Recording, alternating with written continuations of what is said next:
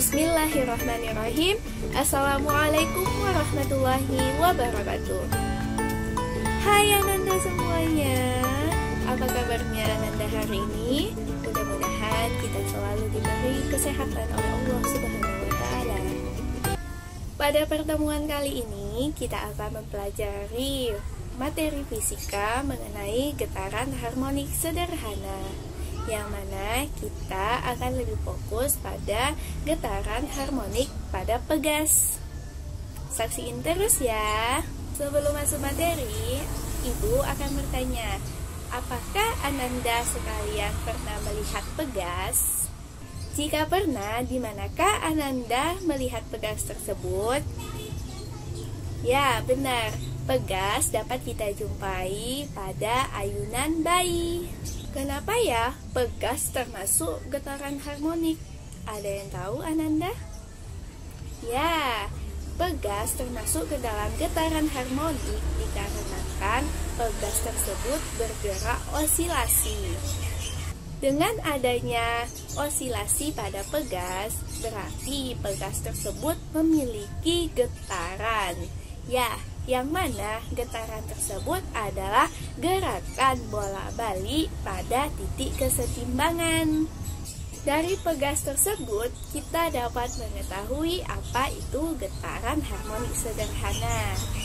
Yang mana getaran harmonik sederhana adalah gerakan bola balik melalui suatu titik kesetimbangan dengan jumlah getaran dalam setiap detik konstan. Getaran harmonik sederhana memiliki dua jenis. Yang pertama, getaran harmonik linier, dan yang kedua, getaran harmonik angular. Getaran harmonik linier yaitu getaran yang terjadi pada titik vertikal maupun horizontal. Misalnya, gerak bola balik pada partikel, gerak bola balik pada pegas. Sedangkan getaran harmoni angular yaitu getaran yang pergerakannya mengayun membentuk pola setengah lingkaran. Contohnya adalah gerakan bandul. Selanjutnya, Ananda, kita harus mengetahui apa saja besaran fisis yang terdapat pada getaran harmonik sederhana. Berikut adalah besaran fisis yang terdapat pada getaran harmonik sederhana.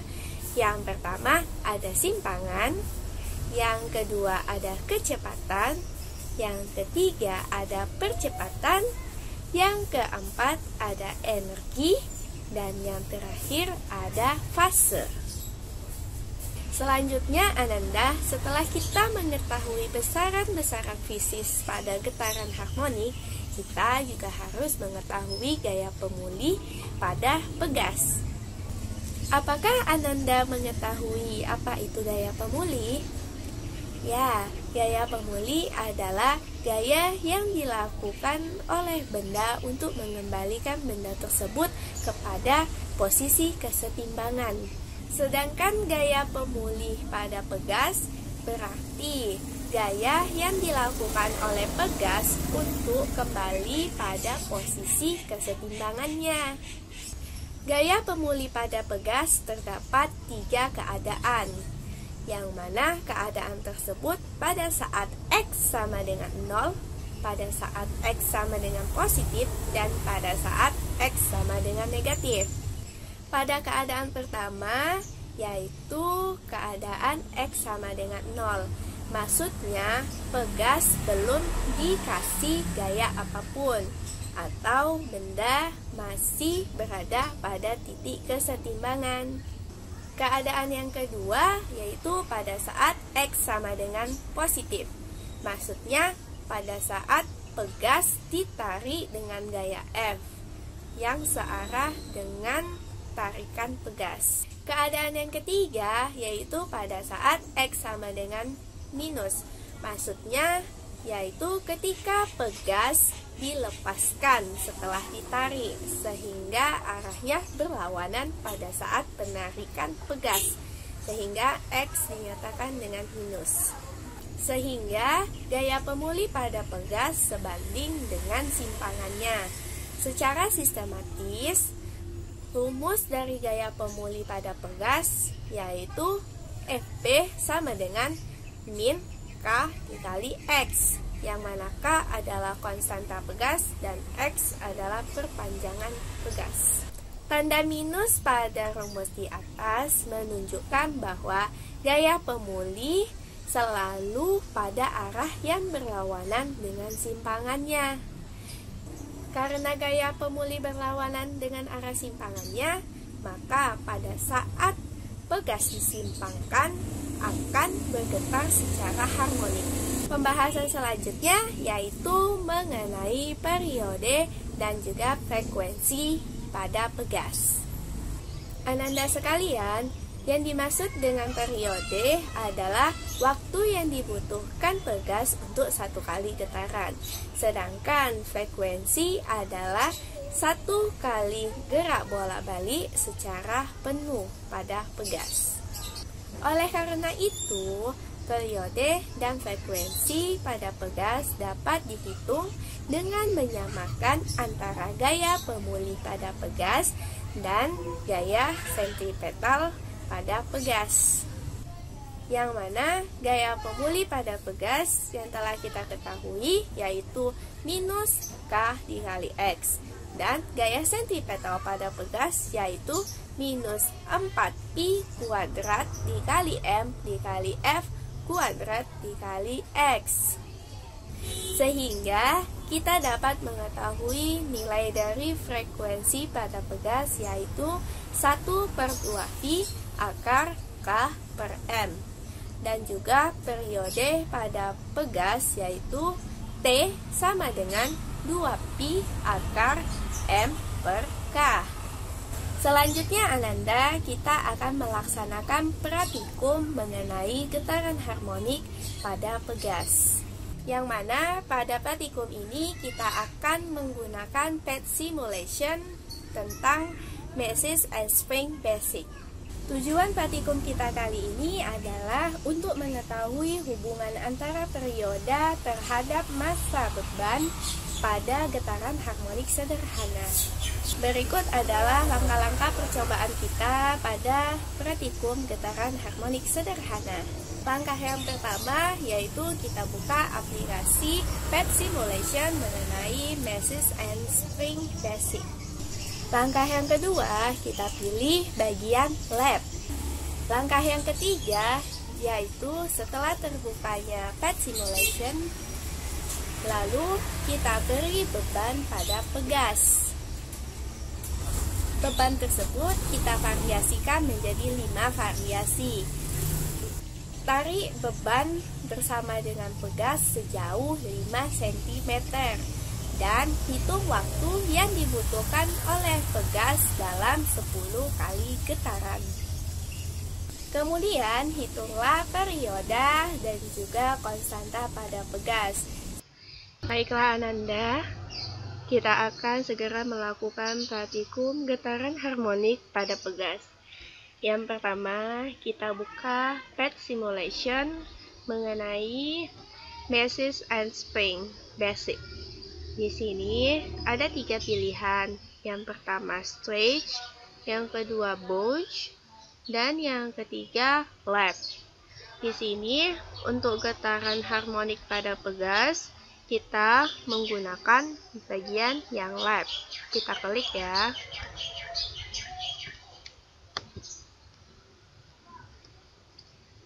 Ini tampilan utama pada virtual lab. Di sini kita dapat melihat ada satu pegas. Kemudian ada massa. Massa nanti kita dapat mengaturnya di bagian sini. Kita dapat mengatur massa, berapa massa yang akan kita pakai dalam praktikum. Kemudian di sini ada spring stretch, yang yaitu besar kecilnya lilitan dari pegas tersebut. Di sini juga kita dapat mengatur gravity atau gravitasi dari pegas, di mana kita akan memakai gravitasi pada bumi. Kemudian di sini ada bagian unstretched length, yaitu batas untuk kita dapat mengukur pegas tersebut. Yang kedua, resting position, yaitu resting position ini nanti akan muncul ketika beban diletakkan. Kemudian ada movable line. Movable line ini fungsinya untuk berapa jauh benda yang akan kita tarik. Kemudian di sini ada period gauge, yang mana nanti pada saat praktikum kita dapat mengetahui periodenya untuk kita dapat hitung waktunya. Kemudian di sini kita keluari penggarisnya dulu, dan juga stopwatch.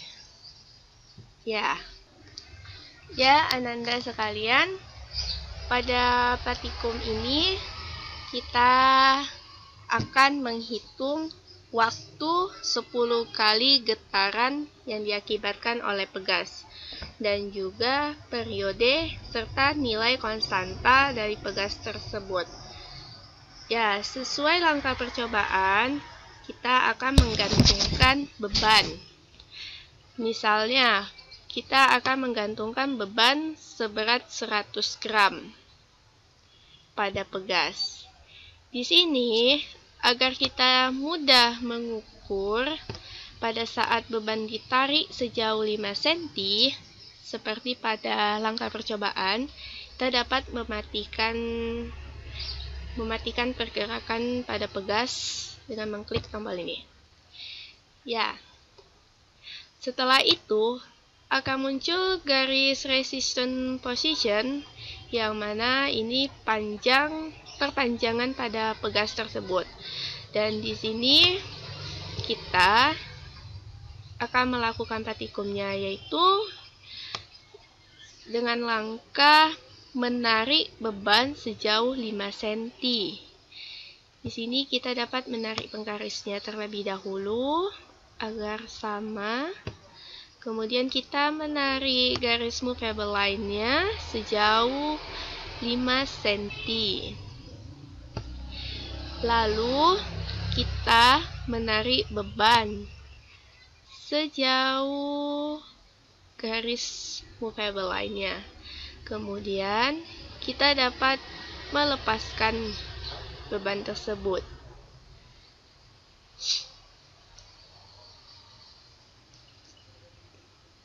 Oke, kita akan lepaskan beban tersebut.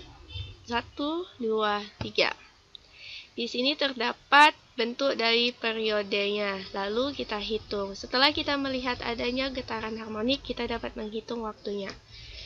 1, 2, 3, 4, 5, 6, 7, 8, 9, 10. Ya, waktunya itu pada saat berat beban 100 gram, waktu yang dibutuhkan untuk 10 kali getaran yaitu sekitar 8,40 detik. Oke, kita akan melakukan percobaan selanjutnya, yaitu pada saat beban 150 gram. Ya, kita mematikan dulu ininya. Kemudian kita ukur lagi di mana titik pertamanya. Kemudian ukur garis tariknya, dan lalu kita tarik bebannya. Kita lalu menghitung waktunya. 1, 2, 3, 4, 5, 6, 7, 8, 9, 10. Ya, waktu yang dibutuhkan untuk 10 kali getaran pada beban 150 gram, yaitu waktunya 10 detik, 10,67 detik. Ananda sekalian dapat melakukan percobaannya dengan memvariasikan 5 data. Memvariasikan massa sebanyak 5 data. Data-data yang telah kita dapati pada praktikum ini, lalu kita masukkan data tersebut ke tabel datanya yang telah ada. Setelah itu, Ananda dapat menghitung periodenya. Periode yang dibutuhkan untuk 10 kali getaran dan juga nilai konstantanya. Kemudian, Ananda sekalian membuat grafik hubungan periode dan massa beban. Baiklah Ananda, setelah kita melakukan 5 kali percobaan pada praktikum tersebut, dan kita telah menghitung datanya sebagai berikut. Dari data-data hasil praktikum kita tadi, didapatkanlah grafik hubungan antara periode dan juga beban pada pegas.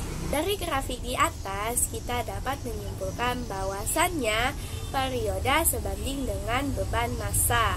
Kemudian, nilai konstanta yang kita peroleh dari 5 variasi massa beban didapatkan nilai konstanta tersebut relatif sama jika dirata-ratakan nilainya yaitu 6,22 Newton per meter. Demikianlah materi getaran harmonik sederhana pada pegas kali ini. Semoga Ananda semua dapat memahaminya ya. Kurang dan lebihnya Ibu mohon maaf. Dan Ibu akhiri dengan Assalamualaikum warahmatullahi wabarakatuh.